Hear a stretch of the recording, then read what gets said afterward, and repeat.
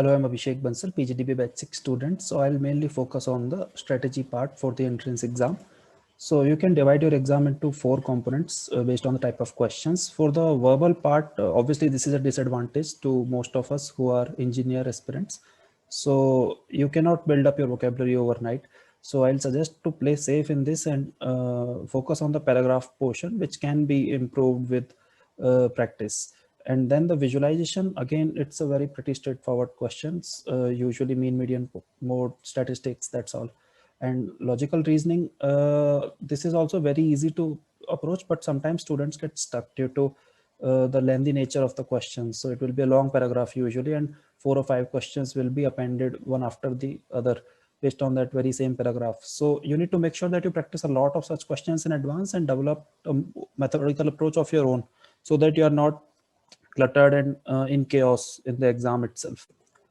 And then there is the mathematics portion, which is the most important make and mar factor.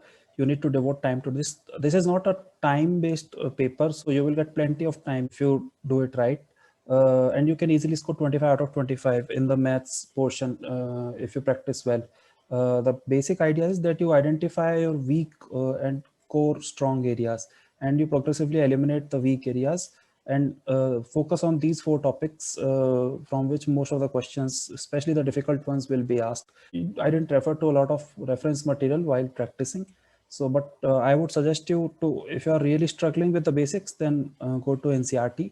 If you want to get a flavor of the level of difficulty and practice more PGDB level questions, then no better resource than the ISI Tomato practice exam questions. Material on other portions, especially the paragraph, English, vocabulary, and the test series part, you can always refer to pgdb.ml and Aspirants Corner over there. At the end of the day, this exam, like all other objective exams, is all about cracking those questions for which you don't know the answer to. So your realistic target should be somewhere around 135 to 140 plus.